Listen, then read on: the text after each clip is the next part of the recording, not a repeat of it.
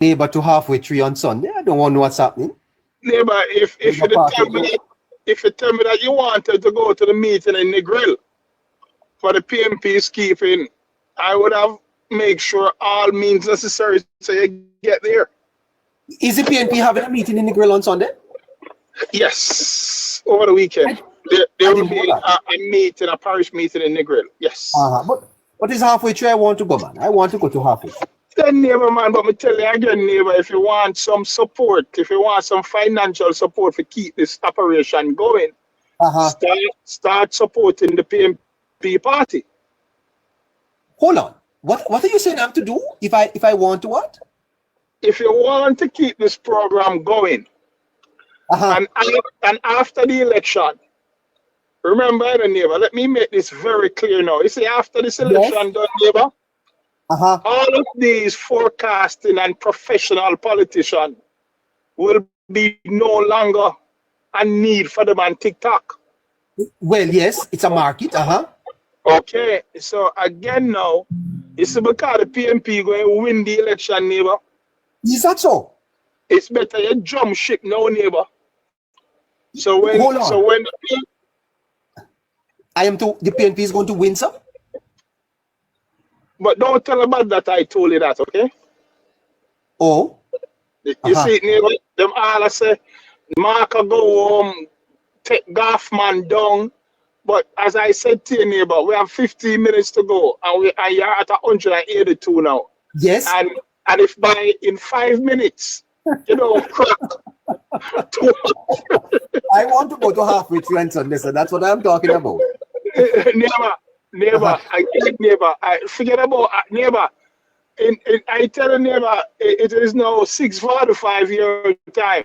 Yes. And if you don't crack 200 by we have cracked it already, sir. No, neighbor. No. Well, neighbor. No, we have cracked it already. Yeah, let me say this to you. Have you ever been to New York or Atlanta? I have. I haven't been to Atlanta nor New York. You have been to New York. Have you ever been to in Manhattan by the Shooks or where? No, I haven't been. I haven't been there at all, sir. New York City. You have never been to New York City? No, I have to apologize to my listeners. I have to go to the notes though. I know, but no, that's back at about some... No. 1 minute, neighbor. Let me give you Times Square. You ever heard of Times Square in New York City? I have been to Times Square. Yeah, I've heard of Times Square. Yeah. All right. So it's when you go to Times Square, neighbor, you stand downstairs of CNN and Fox News, and when you look in their studios, you can see it. It's very transparent. And you walk into the studio, Fox News have up MSNBC and NCB and CBS. All the news stations make sure they keep a tab on their competitors. So is that what you're doing, neighbor? Well, I have up my screen here, and I can tell you, I have all the lives that are now on in Jamaica are right in front. There's no question about. I don't have to show it to you. I'm telling you, I could go and call their names out. No, neighbor, don't call nobody. No, I'm not saying I'm going to do it. I'm telling you that I see we are what now? 207. Oh Lord, we have taken away everybody. I never remember the neighbor. It's only 6:47, you know. And I told you if by 8 o'clock you don't crack 200, I'm going to drive my vehicle over my phone. Well, yes. Well, thank God. I can't do it again. Well, you see.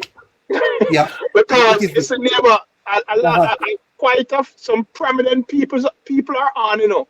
And the moment you open up your screen or your mic, their listenership and viewership just went south. I don't know, you know. What do you think I should do about that? Neighbor, what you need to do, you need to retire from TikTok so the people them can survive. I have to take the show off TikTok. Yeah, man, take the show off TikTok, man, because I take out the people them space, man. Oh, okay. Don't broadcast on TikTok. No, man, but before you take it off, though, make sure you go to Oak Road. The People's National Party headquarters? I never tell you that, neighbor. You can go to Matilda's Corner police station, too. That is... But sorry.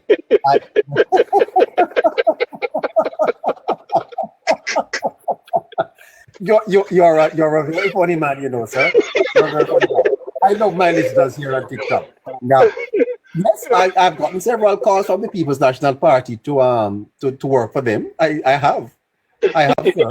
Yeah, But yeah, never, big office. never, may I tell you this, neighbor? It's a Sunday, and a neighbor. Yes. What a bam bam in halfway tree. Well, I don't know what a bam bam is. Going to be a bombshell. Yeah, bam bam in halfway tree. No, it's going to be a bombshell. But what may I say, neighbor? What may I say? You see, neighbor, let me tell you this, neighbor. Media is a money business. Yes. And if you remember back in the days, I don't know if it is still there, when you used to drive along the major corridors like the 3 Mile roundabout, you normally see a sign like Air Jamaica, 10 o'clock flight to Miami, New York. I don't even remember those days. Yes, sir. And you see the Air Jamaica, you see the American airline logo or advertisement and these outdoor media boards. It is because it is to sensitize, it is to play with the mental psychic of the traveler.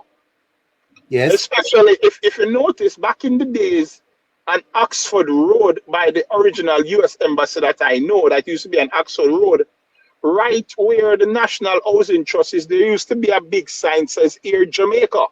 Yes. Because the moment you leave the embassy with your visa, you will see that sign to buy a ticket. And Air Jamaica used to have a ticket office in the New Kingston region. Yes, sir. So I am telling you. I have to go to the notes, though, Garkan. But make sure you reach Oak Road, you know, Oak Road. Yeah, PNP headquarters. Yeah, okay. Well, they could go to the commissioner's office also. Yeah, true. All right. But pass by the neighbor. You never know. You take care. Tell Dayton Campbell to expect a call. Very good. All right, good. All right. Listeners, let's explore this Friday evening Jamaica's journey in reducing crime. And I want you to envision a future of even lower crime rates. I am not endorsing the Jamaica Labour Party, but I am endorsing their crime strategy. As a matter of fact, my concept of government is driven by people. People is at the center of my concept of government. The serving of people. I think I'm somewhere in the middle. I'm not a conservative.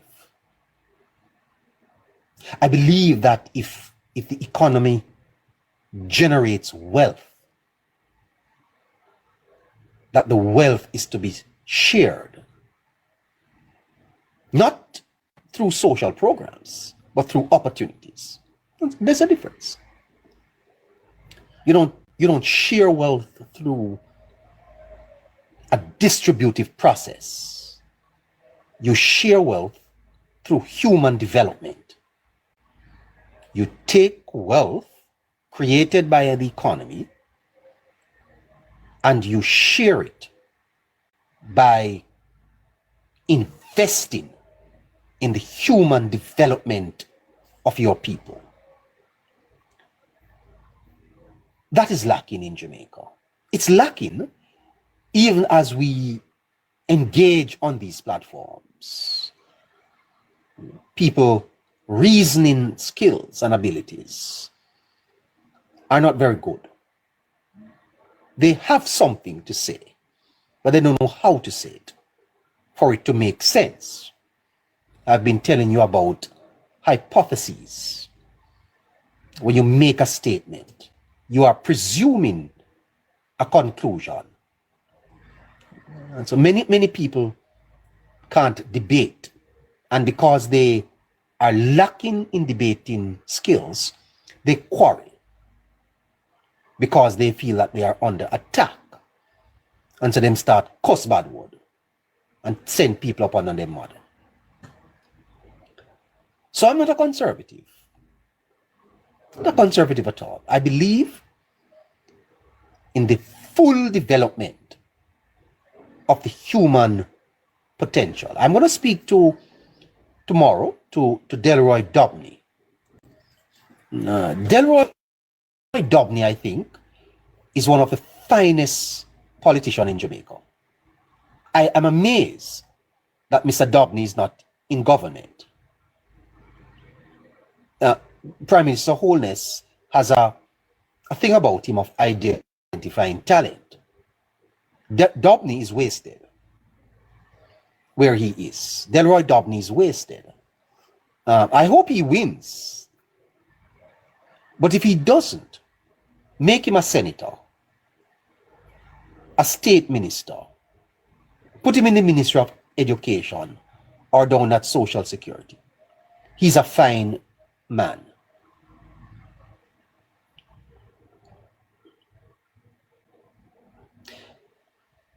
I'm not endorsing the Jamaica Labour Party,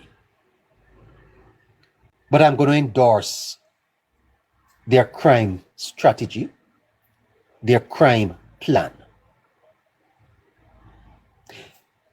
This government has created history in Jamaica. This Andrew Holness-led administration is historic.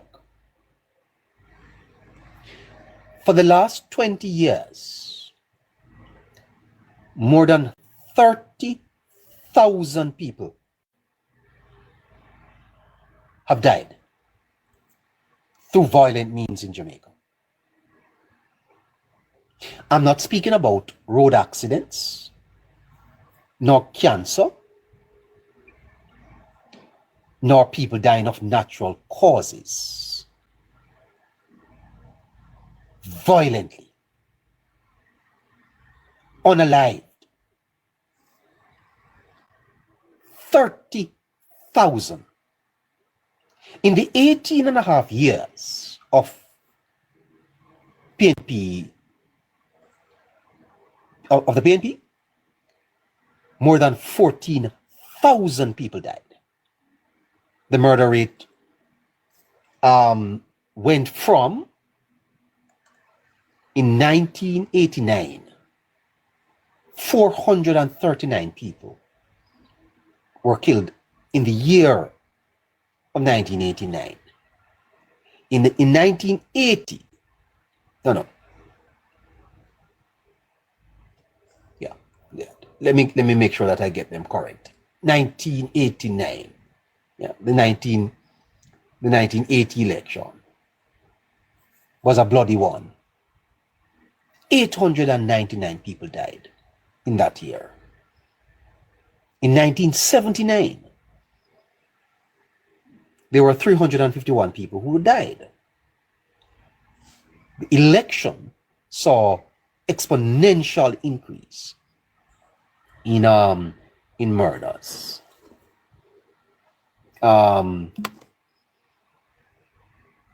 The People's National Party took government in 1989. And at that time, the murder rate was 439. Check with me. 89, 90, 91, 92, 93, 94, 95, 96, 97, 98, 99, 2000, 2001, 2002. So the PNP lost government in 2002. I'm not so sure of the figures here, but I'll just make the point. The government is boasting a 45% reduction in murders. How did it do it? How? To understand how it did it, you have to understand how we got to where we were. Remember, there was a time in Jamaica, if you were born in 1970 in Jamaica, that's 54 years, you barely would hear of a murder. Maybe you will go through an entire week, thank you, Caroline, and you would not hear of one single murder. As a matter of fact, in 1974, right, the murder rate was 195. And it kept going up and up and up until it reached 1,700. How did it get to 1,700? Did our people just all of a sudden start drinking some water? And from the water, they just start getting violent? The government of Jamaica today goes into an election with a 45% reduction in crime. Let that sink in. Let it sink in, Jamaicans. Let it sink in. I don't know what else I'm to say to tell you to make that sink in. Because the implications are fundamental. The multiplier effect. Remember that in the last 2 decades, 30,000 people were killed, unalived, in Jamaica.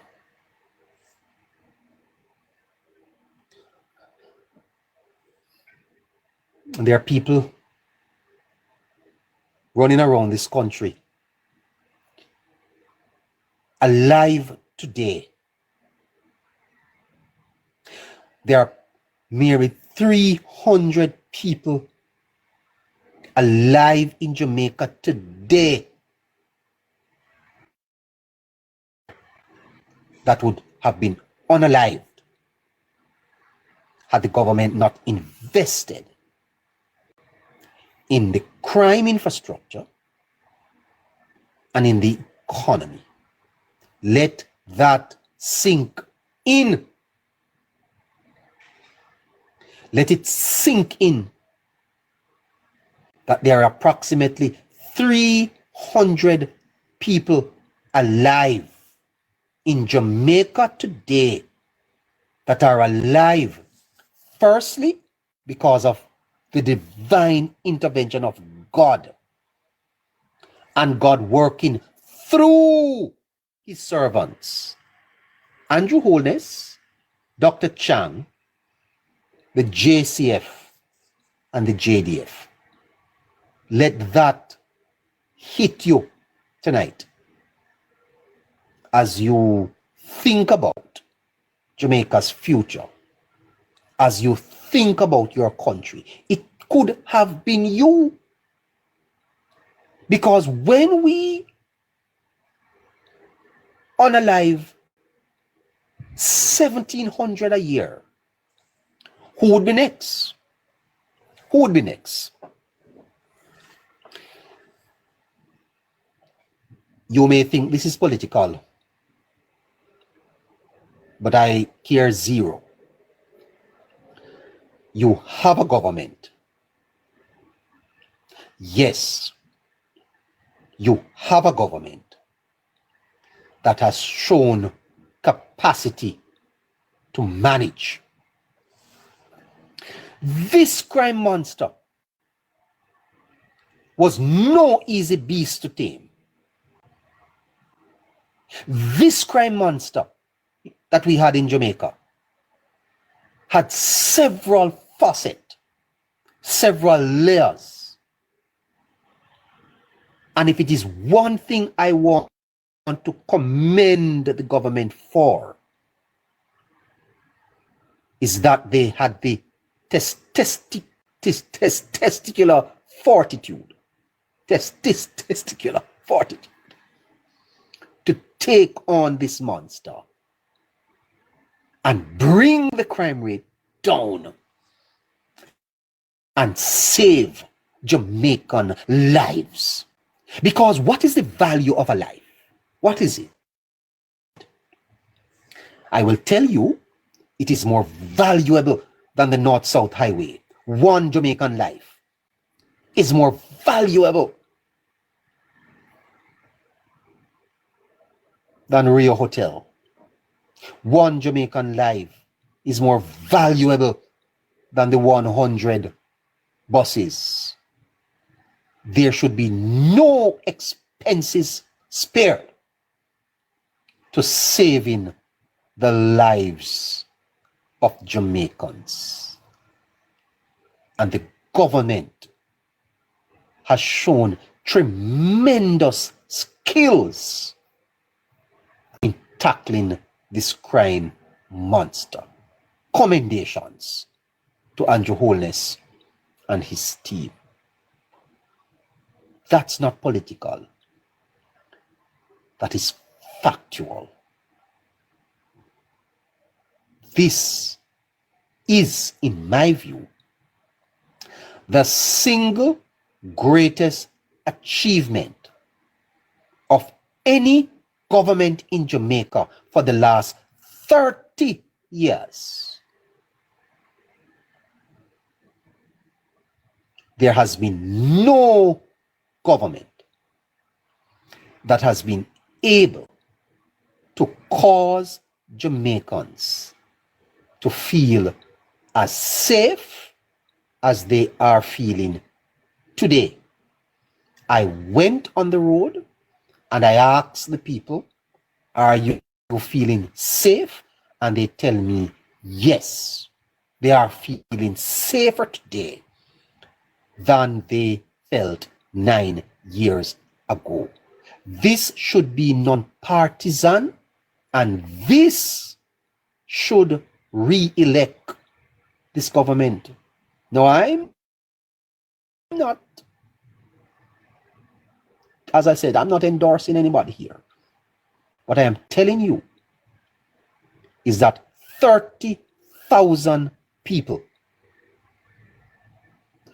30,000, that would fill the National Stadium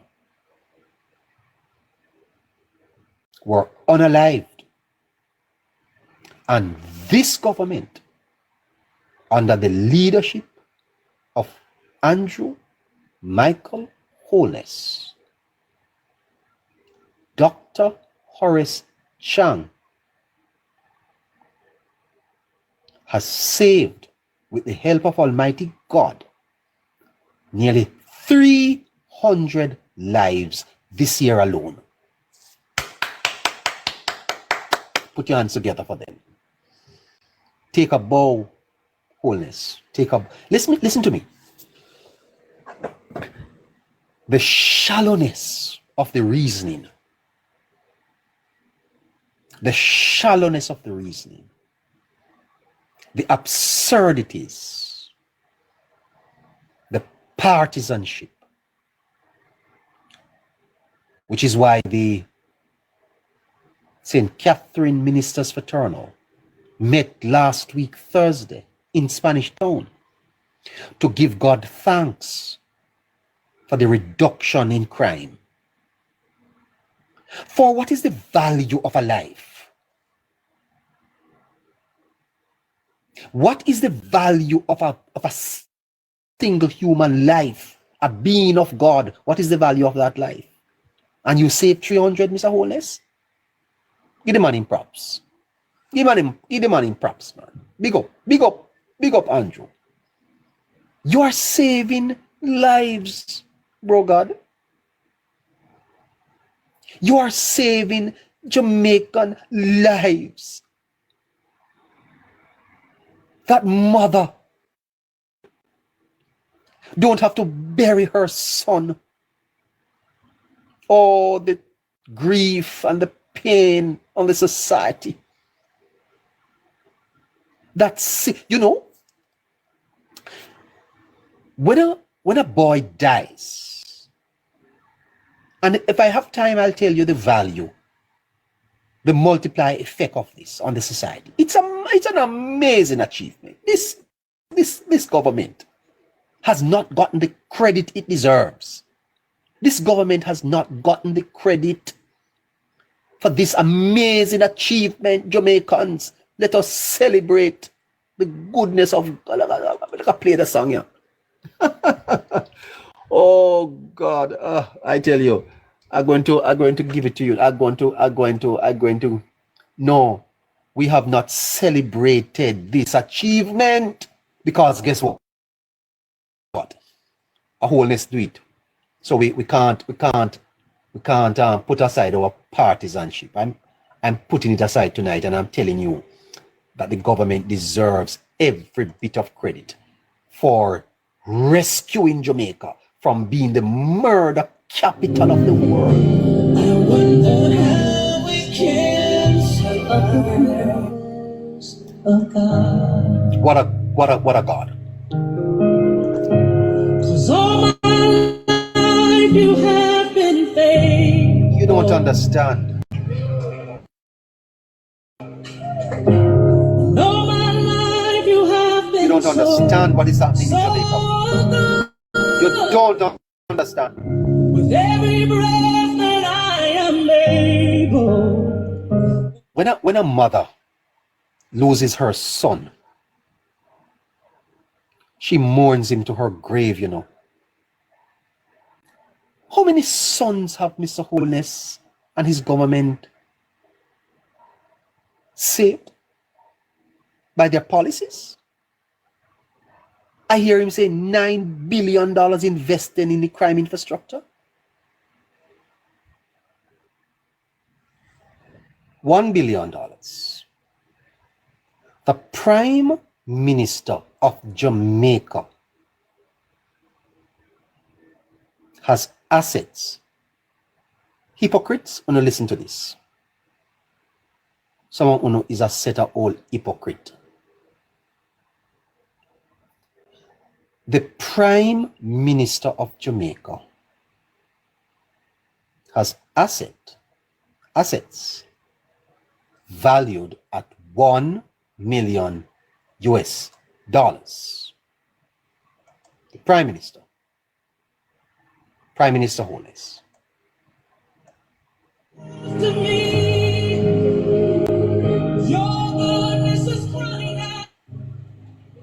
Getting less paid than a member of parliament. Eh? What if he never entered politics?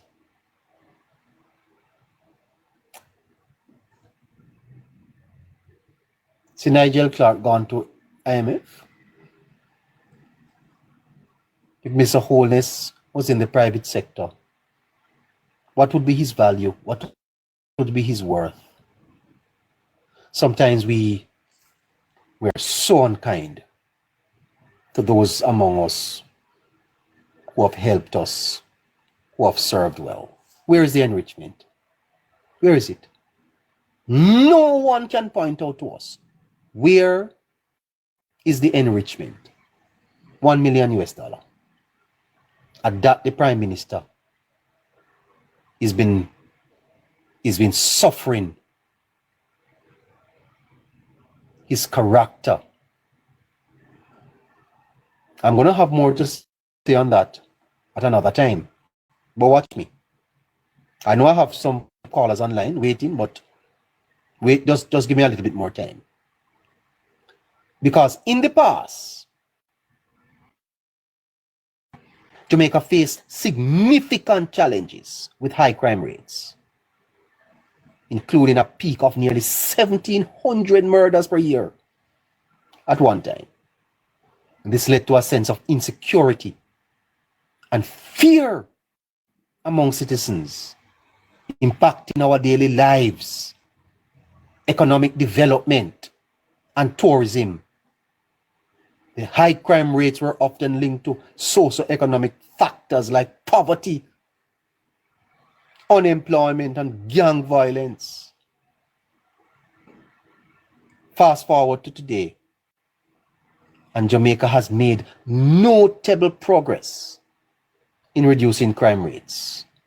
According to recent statistics, the country has seen a 45 to 47% decrease in crime rates, with some areas experiencing even more significant drops. For instance, Clarendon has reported a 53% reduction in unaliving, while shootings are down by 40% and overall crime by 27%. This decline has been attributed to enhanced policing strategies, investment in the police. Yes? And let me tell you that they have what is called the strain theory. Strain, S-T-R-A-I-N.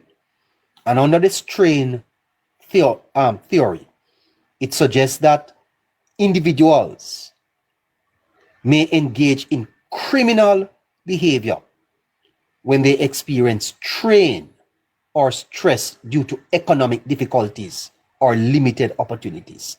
So under the strain theory, they point out that where you do not provide economic opportunities, people come under strain, they commit crime. You don't have to ask why our crime rate were so high.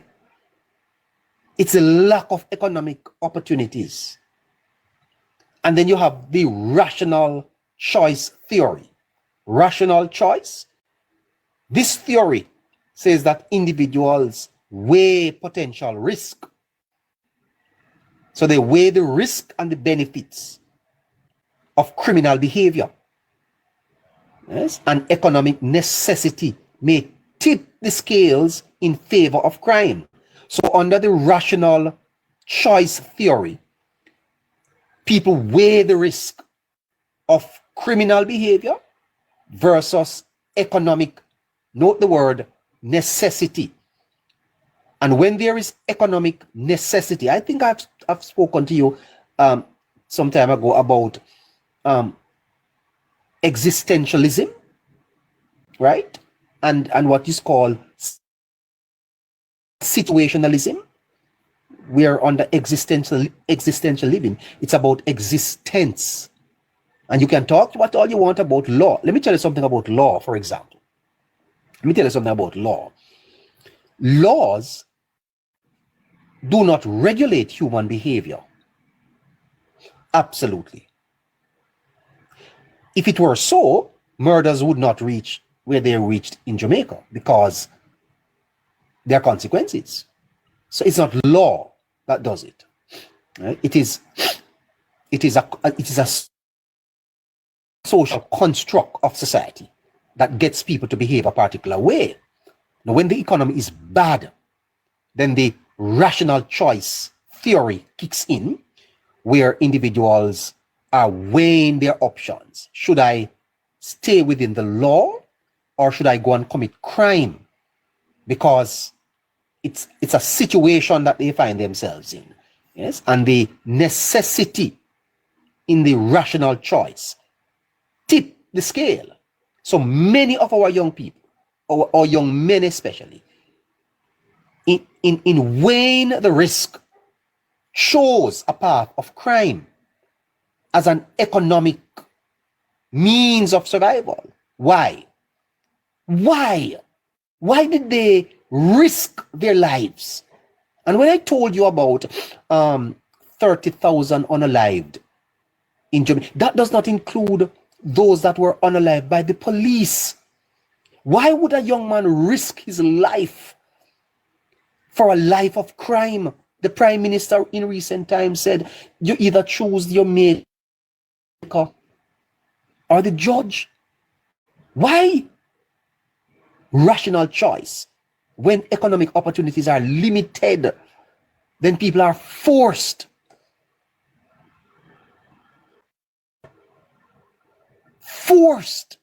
into making a choice between living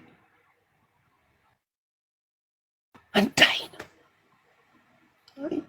So you understand strain and you understand rational choice, then you also need to understand what is called social learning. Because when individuals are exposed to environments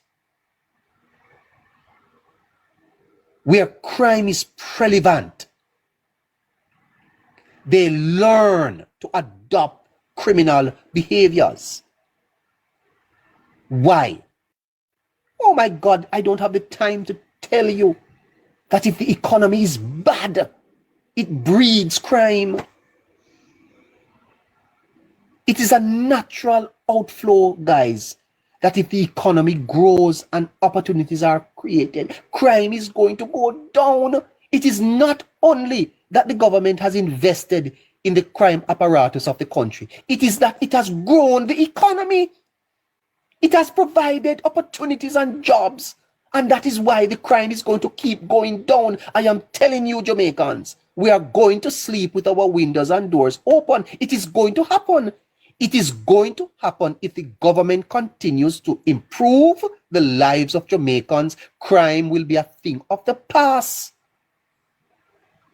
It is going to happen. Many laugh at it when it was said, but I am telling you, when you understand strain, when you understand rational choice, when you understand social learning, the society breeds crime. It's like you have a conveyor belt, just spit them out. Yeah?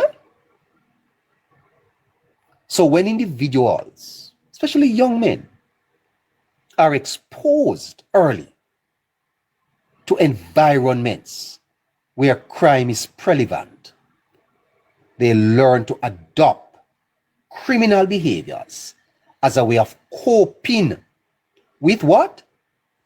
With economic difficulties. Crime becomes the rational choice weighed, and it becomes a risk, but yet a choice. If you want to know how well this government has done, psychoanalyze what is happening. Don't just think shallow.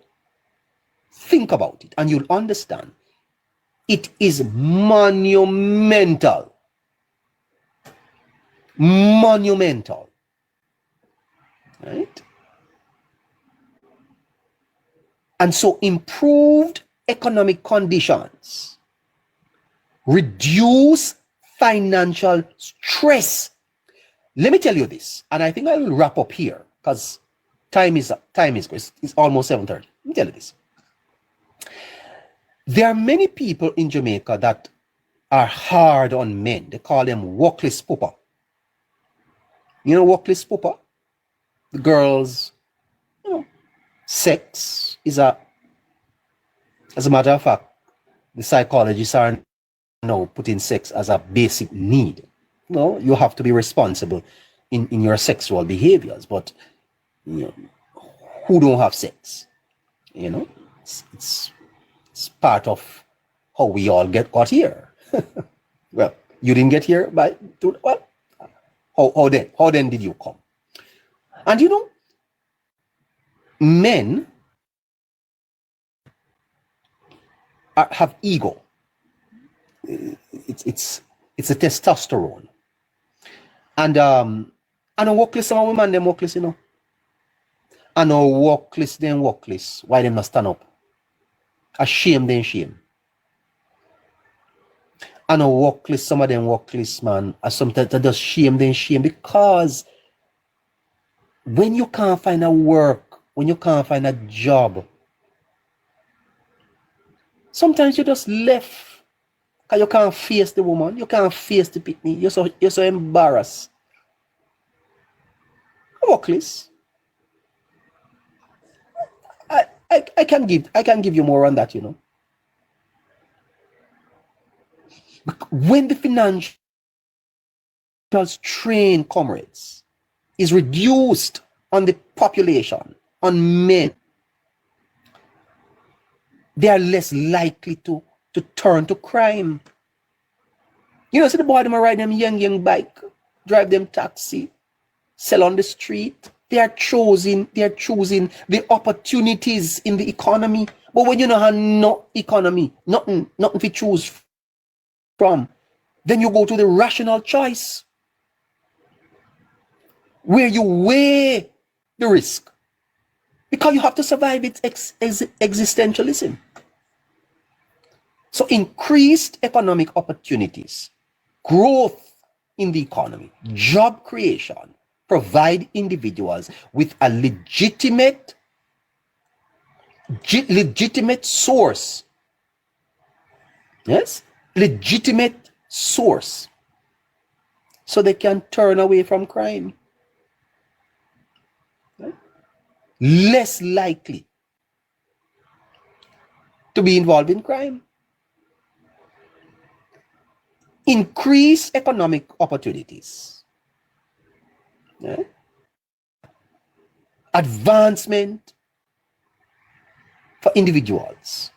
Reduce the appeal for criminal behavior. So when you apply the risks theory, you realize that, you know, I'm not give up my life because something not going over there. So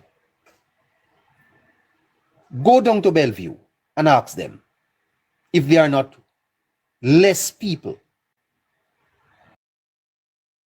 But one of the things that economic stability does is that it contributes to improve mental health. It will stress you out, you know. When you don't have a job, when you can't pay your bills, it's stressful, you know. Holness and his team have reduced stress. Bellevue patient load is down because less people are losing their minds. Yes?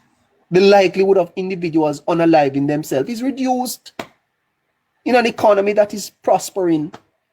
Less self-destructive and antisocial behavior. Drugs. People take drugs and smoke weed. Then take just to reduce the stress. And so I have a whole heap of notes, but I don't have enough time. Jamaica's economic growth and job creation efforts have contributed to reduced crime rates by providing individuals with legitimate opportunities.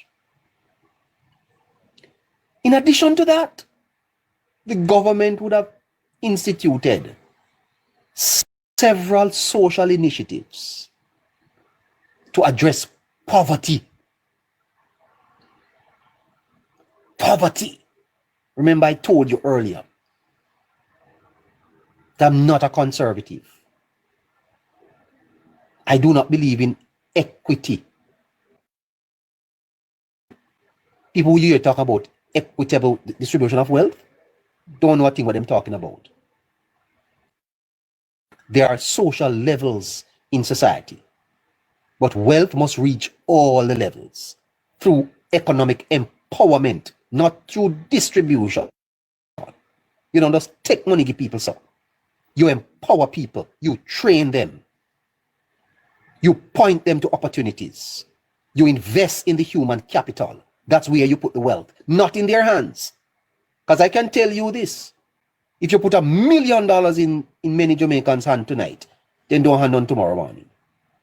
Don't have none. Then just drink, then just smoke, then just gal it out. Well, not gal, I'm sorry. Yeah, that's true, then buy front. It's a transformation of the mind. So, Mr. Holness, prosperity is not in the pocket, sir. Prosperity is not in the pockets. Prosperity is in the mind. It is the mindset of Jamaicans that you need to prosper, sir. Let them prosper in their minds. And you will not have to go around distributing social houses.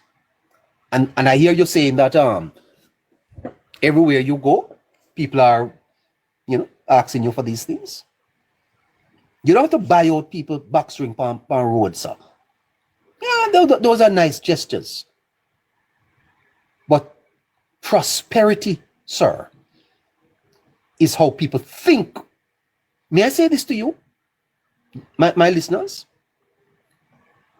There is no man that is born poor. None. As a matter of fact, you are wealthiest at birth. I'm going to say that again. There is no man born into this world that is born poor. You may be born into poverty, but you're not born poor. Hierarchical structures, institutions, the system of nurture. That is where poverty comes from. And many Jamaicans today who are living very good lives came out of very poor circumstances. But if you transform minds, then you lift people out of poverty. Not path. It's not path that is going to lift people out of poverty. It's empowering individuals. How men organize to produce the means of their subsistence constitutes the fundamentals of society. We have too many dependent, and what we want to create are interdependent citizens. Citizens contributing to the development of others and thereby their own development. If you get a third term, sir, invest in the people, in the development of the people. That's where they will prosper. It's not through social programs, because it's the middle class pay for it.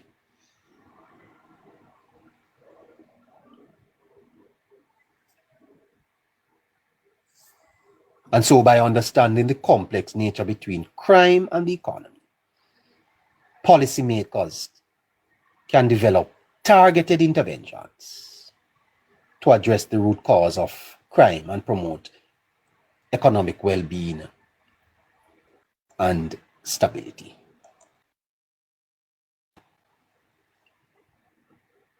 Now, let's envision. Let's go to the aspiration. Let's be aspirational. Because if we can reduce the crime to 45%, we can do it to 30, to 50, to 60, to 70, to 80, to 90, to a Jamaica where we can really sleep with our windows and doors open. Imagine that we go back to 1970. We will always have crime in our country, in every country in the world. Cain killed unalived Abel. But imagine with me a Jamaica that is crime-free. Wow! You know, when I was growing up as a boy, I used to see tourists all over Jamaica. They used to have these little renter cars with the green license plate. Tourists were in all the communities. The experience, let me tell you, Jamaica can be a wealthy country, you know. 16,000 minimum wage, that can double in 5 years. I tell you that. Let us reduce this crime. Open up Jamaica to tourists. Yeah? And then come out of the all-inclusives and start travel Jamaica. You see money here until you run. Foreign exchange. Okay? In Manchester, at Melrose, you know how many tourists would want to come and have a piece of the roast yam? Yeah? And drink some lemonade? Piece of saltfish? but there still is a bit of fear. Make we bring down this crime. Prosperity? My God, you can double the minimum wage in 5 years' time. Minimum wage workers right now, you can get $30,000 in 5 years. If this crime rate start going down even further. Reduce crime rates? Let's be aspirational. I'm closing shortly. Yeah? Foreign investment? Yes? Tourism? Oh my God. Airbnb? Many of us who have homes would have to, refurbish a room at the back to put tourists coming into our island. A safer Jamaica would welcome more tourists, generating revenue and creating jobs. Yes? Because many of the jobs, that we have here in Jamaica are people self-employed, selling a few things on the road. That's not going to lift them up much. Yeah, it's hand to mouth. We talk about quality jobs, well-paying jobs, that they don't have to live off no grants. They can walk into any institution, present them pay stub, and get out a loan. To buy them this, start them little business. I hear the Prime Minister saying that Jamaica is going to be like Singapore. A little too late. But at least we start. An enhanced quality of life. Citizens would feel safer, leading to improved mental health, social cohesion, and community engagement. Yes? At every level, people start to live better. A one Jamaica. What an amazing place to live. What a nice place to live. More effective law enforcement. Police would focus on community policing, building trust and addressing root cause of crime. Increase opportunities. Reduce crime would create opportunities for education, job training, and employment, helping to break the cycle of poverty. I went into Kingston the other day. I didn't carry the cameras to talk to some of those boys who were on the street wiping glasses. Yes, I did that too, Mr. Crawford. I didn't take the cameras with me. I went to talk to them. Listen to them and learn a little bit from what they are going through. Reduce fear and anxiety. Citizens would feel more secure, reducing stress. Fathers would do better.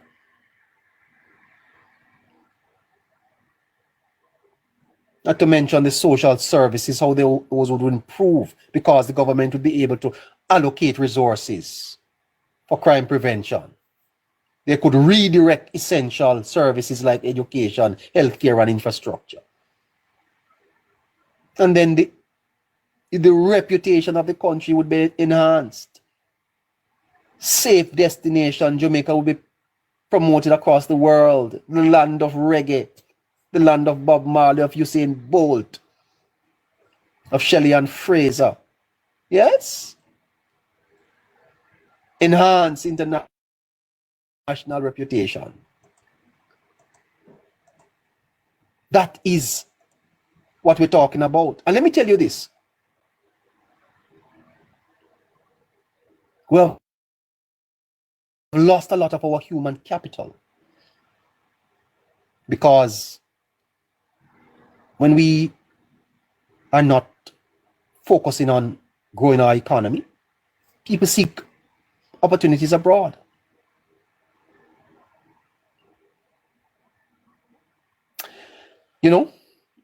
I was going to go into the finer details of the multiplier effect of crime, telling you how much the country loses in terms of its human capital, in terms of money, the economic value, the social value. I think I'll pick that up tomorrow.